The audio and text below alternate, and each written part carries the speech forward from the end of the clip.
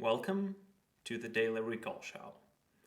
I'm your host, Vasily, and in this episode, I'll talk about a simple principle that technical systems develop upon, which could have helped you to invent a multi-billion-dollar industry that is flourishing right now in China. Okay, so I will start with a simple story that all of you are probably aware of. So when the man flight was first originally invented, and I mean not the aerostat thing, but the plane, right, by the Wright brothers. When the man flight was first originally invented, those airplanes, they had these wheels, these chassis, right? They had these wheels that they used to get up to speed and then to fly. And let's suppose that an airplane is a technical system, okay? Just to give you an idea of the principle that I'm talking about. And this chassis, these wheels that they had, were really hard in terms of that they did not change their state by any means, okay? And when the airplane industry later grew and a plane as a technical object developed towards more and more of its ideal state, they figured out that they actually did not need these chassis all the time, right? Because when the airplane flies, there is this force from the air, and if you have kind of this chassis go like this, if you hide them when you fly, you basically can fly faster. And that is why they decided to make this chassis removable, temporarily removable during the flight. And that is a perfect example of the principle that I want to share with you today, which is called the Dynamization Principle.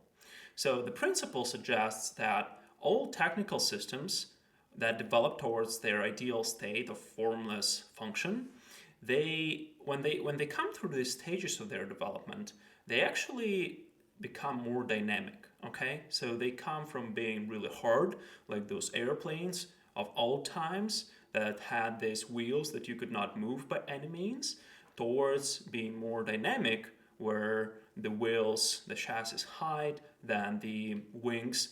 I don't know if you noticed this, but when the airplane lands or takes off, you have these parts of wings that move, right? So that's the dynamization principle in action as well.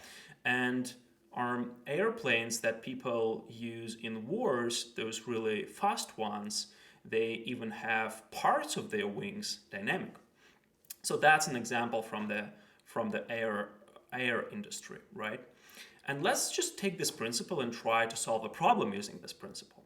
And the problem I want to think to you and with you about is called the eSports Catamaran Problem. So a catamaran is like a boat which has two tubes filled in with air, okay? And there is a tiny little thing that kind of connects the two, where the guy sits who moves this catamaran towards the finish line.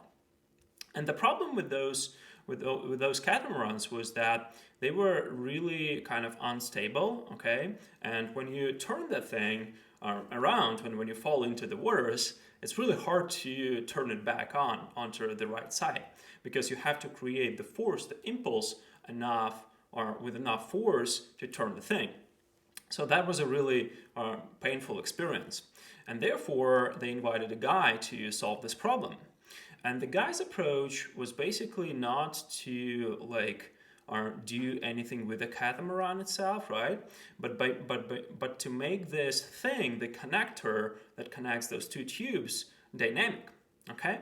So before that, it was hard, it was static, it was just a piece of metal or a piece of wood, and you could not change it and it was not movable, okay? And he actually made this thing extendable. Like a good example would be the fishing rope that you probably have seen. It's kind of like a telescopic one, okay? So he basically did the same thing. And that actually allowed to have enough space to meet the requirements of a sports catamaran when it was in the right position and flowing towards the finish line. And when the guy kind of falls from that catamaran, it allowed to just push a tiny little button, and then that thing would basically reduce in its length and the guy could easily turn this thing around, turn this catamaran around, and get back on and make it stable again. So that was a brilliant solution using this dynamization principle. Another example of the principle is the chair that I'm sitting on right now, okay? So this chair, I can actually go up a little bit and I can go down whenever I want. And another example would be the computer desk that you probably have seen, which can change its height, okay? So by knowing this principle, let's come to the really fun part. By knowing this principle, you can actually predict the direction where the development of any technical system will go. So any technical system will start becoming more and more dynamic towards, or when it's moving towards its ideal state of formless function. And a good example of that would be the flourishing and blooming industry of construction right now in China. So in China, they've got really like many people, right? No offense to any Chinese people who are watching me, but a lot more than in my country, okay? So the problem is that you have to kind of settle all these people somewhere, right? And that's why they build this basically huge cities, which look like the ants' house, right? There are so many people there. And the problem is that there are not enough space and too many people. And that is why they make these apartments really small, okay? And if you think through this, before in the like Stone Age, our apartments in the first technical state for our apartments, they were really hard and really not dynamic by any means, okay? You could not like change the rock that you live in. But what people are doing right now and where the industry is going, and if you know the dynamization principle, you can apply this, it's going to become more movable and more dynamic, okay? So the logic behind this thinking is that I've got this thing like a bed in my apartment, which I only use for 7 to 8 hours, or maybe 9 hours, or maybe during the day for some other reasons. But nevertheless, I only use it for a limited amount of time during the day, but it's present and it's like taking so much space, right? So if you think through this problem through the dynamization principle, the apartment of the future is where its parts are dynamic, okay? And that is basically the trend that's going on right now. And it was so easy to predict if people knew this principle and used it in their lives. So to sum up, if you're thinking about any technical system, an apartment, a chair, a table, a catamaran, maybe even your iPhone, which is what Samsung did right now with this are phones that flip and flop, right?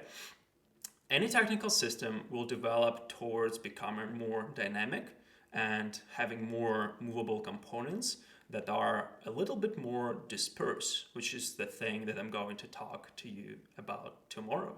Thanks for watching and see you later.